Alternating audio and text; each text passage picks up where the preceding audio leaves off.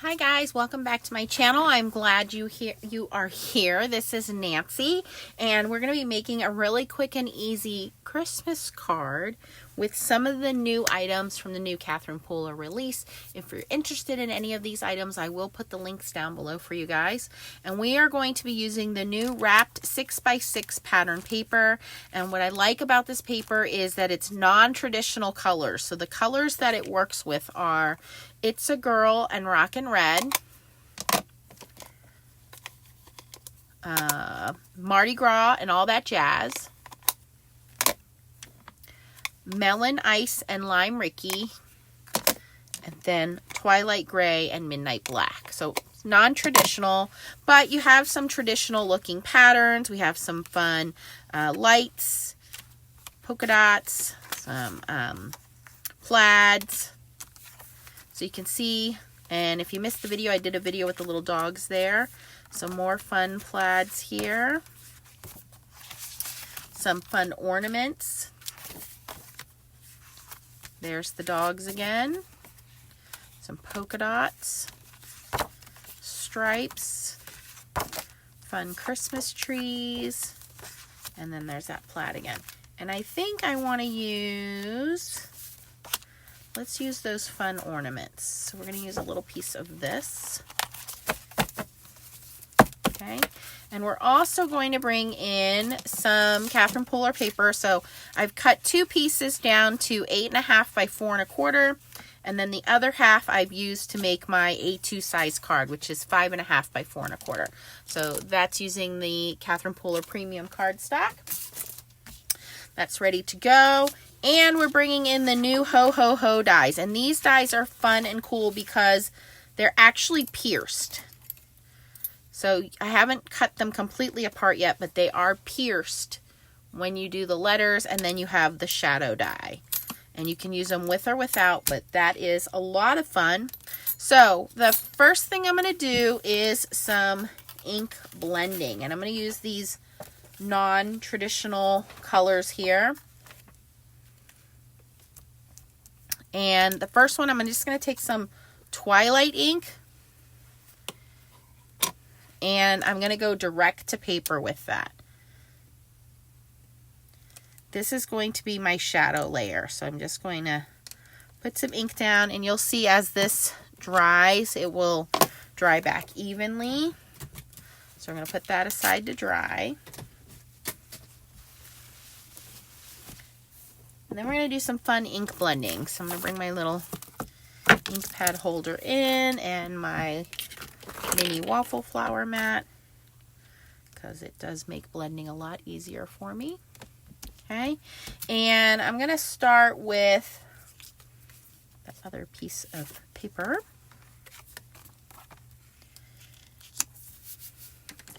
And I have my Catherine Pooler mini blending brushes here.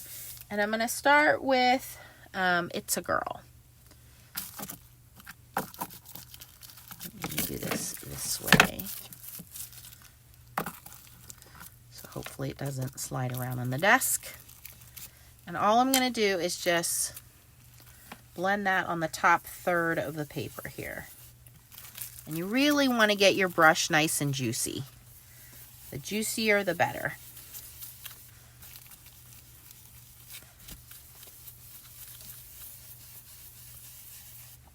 And I want a lot of saturation of this color.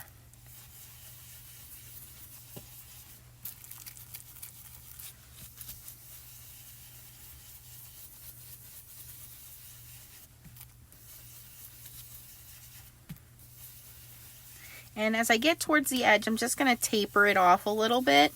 So I have all of that bright saturation at the top. And I kind of go a little lighter as I get to the edge here. Okay? So that's the first color. And then I thought it would be fun to then bring in some of the, I think it's Lime Ricky. Lime Ricky, but we're going to put that at the bottom, because I don't want to blend Lime Ricky with the pink. So we're going to blend this on the bottom third. Same thing, I really want to deeply saturate this paper at the bottom. and then bring that color upwards.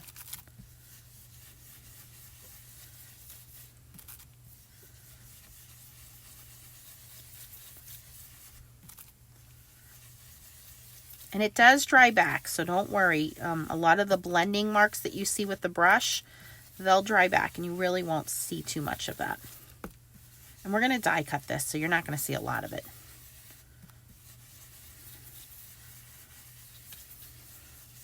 Okay, so that is our It's a Girl and Lime Ricky color combination.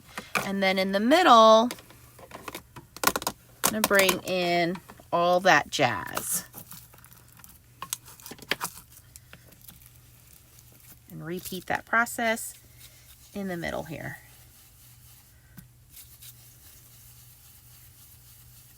And then as I spread that out, I'm going to be really heavy-handed in the middle, and then again just kind of lighten that up as I spread it out. And again, I'm not too worried about any of the brush strokes showing, because one, they're going to blend into the other colors, as you can see here, nicely. But two, we're going to die cut this, so even if you're not great at your blending, it's not going to hurt anything. No one's going to know. But you can see how nice these inks blend together on this paper. You can go back in with your green if you really wanted a smooth transition. It's really not going to matter for the application we're doing, but these inks do blend beautifully on this paper. And then I'm going to do the same thing, just kind of taper it off at the top there and try to get a nice softer blend into that It's a Girl, which makes a nice like light purple color.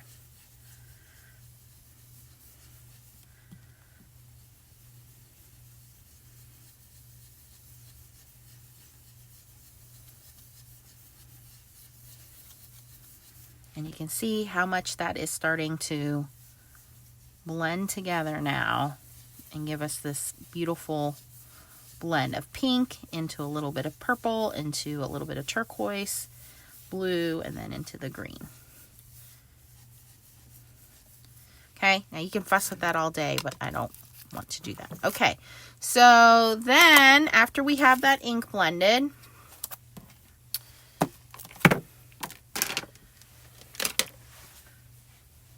clean up my mess here.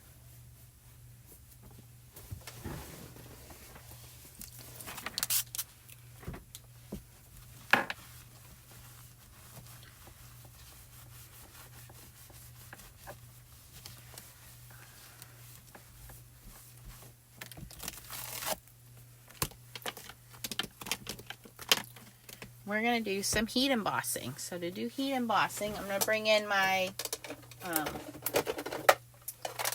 Wow embossing powder, and then you can either use the Halo embossing powder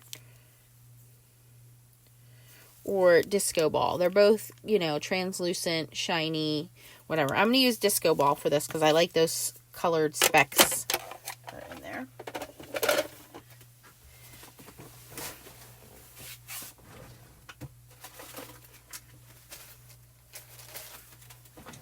My coffee filter, and basically I'm going to ink the whole right side of this with my embossing ink. So again, you want a nice juicy ink pad.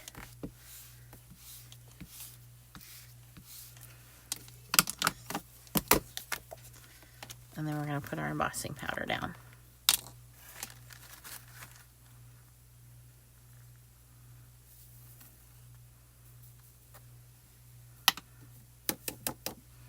Okay, I'm going to put all that extra sparkle goodness back. You really don't use a lot of embossing powder. That's why these jars last you quite a while. And we're going to heat that up.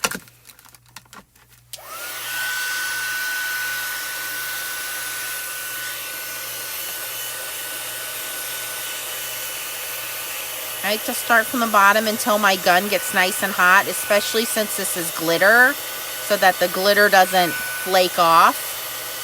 Once you start to see it melt, then flip to the front.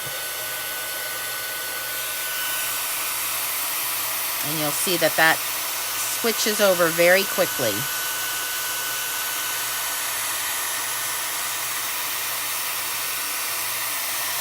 You don't want to overheat glitter embossing powder. It will burn very quickly, and it does turn brown when it burns, and you lose all of that sparkle glitter part because it basically just melts the glitter flecks down to nothing. You just want to make sure everything goes from solid to translucent. Okay, and then you want to just give that a second to cool down.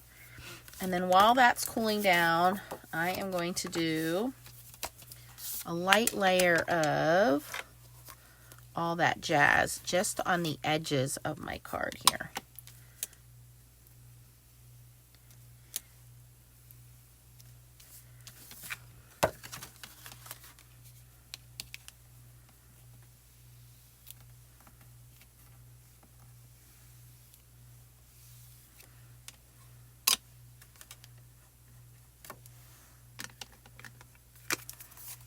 Okay, so that's on the actual card, and we're going to set that aside to dry.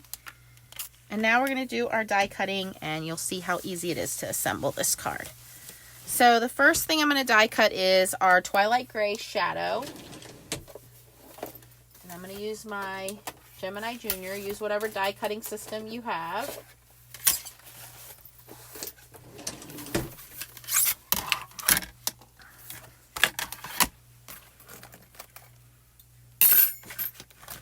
And we're going to cut the outside shadow die, so the thicker die, with this.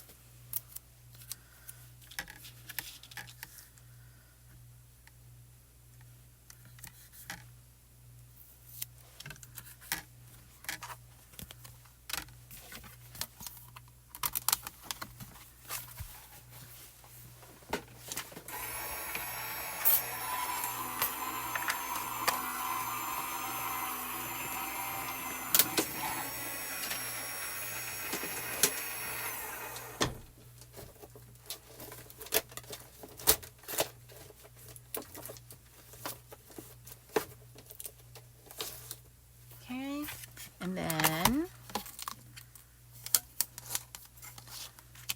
we're going to die cut the embossed panel with the inside of that.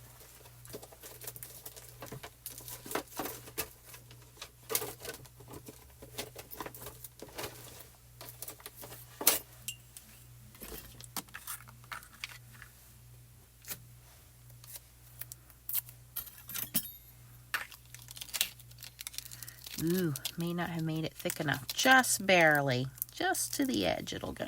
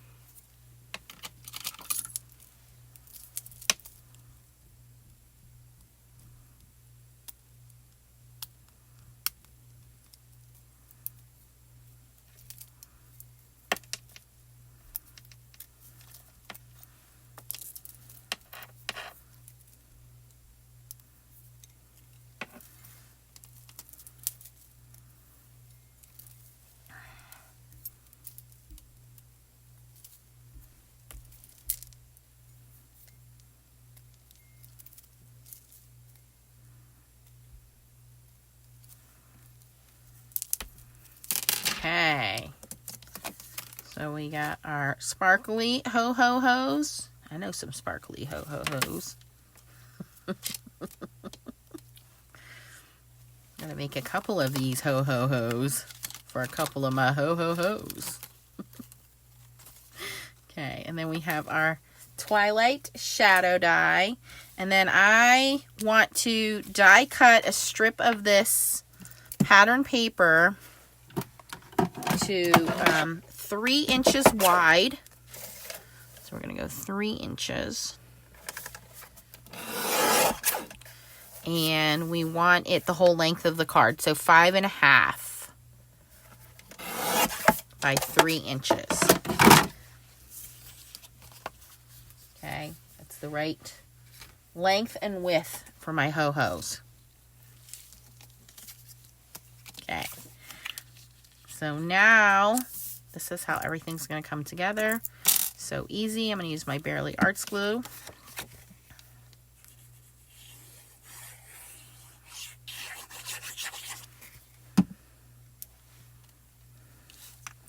And stick that right down in the middle.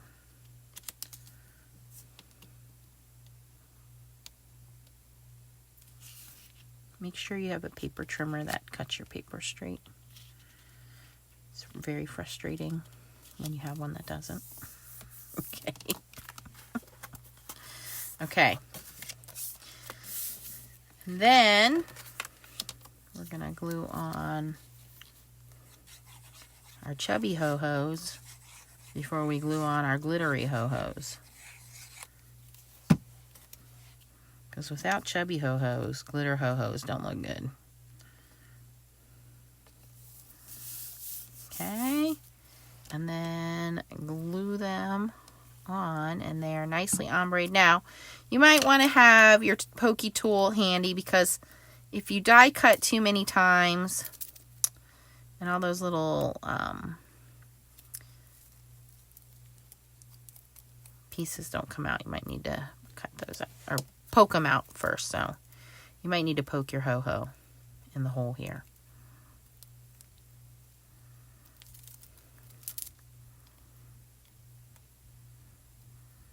I don't know why you guys are laughing. I mean, I can hear you laughing. I'm just making a sparkly ho-ho card here.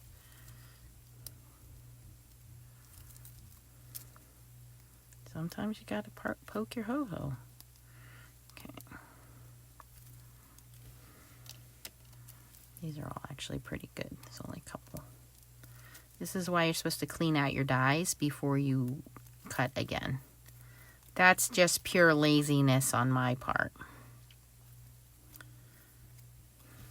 So because I was lazy, I have a lazy ho-ho. Okay, here we go.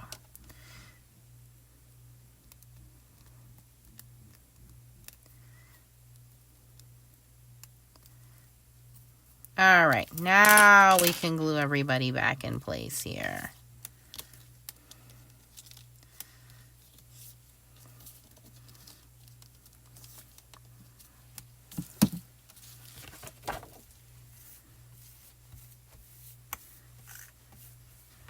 Okay, let's try this again. And this glue dries clear, so you don't have to be super neat or anything with it. You might want to use some tweezers just to help you align it. And you just put that right in the center there. And you may want to use a little stamping block to hold it down while it dries.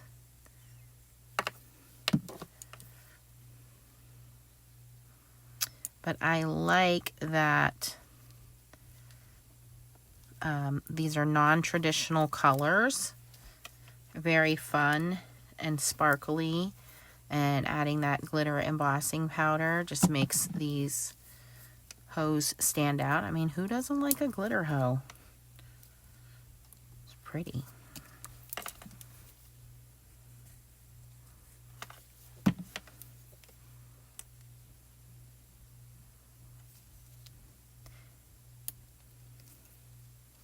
And I like that these are not tiny little bitty sentiments. I hate when sentiments are too small and they're hard to put on there, and you know, they're difficult. So these are not difficult hose. These are very easy hose.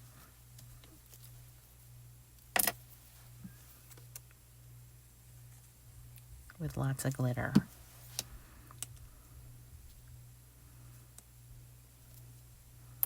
Alright.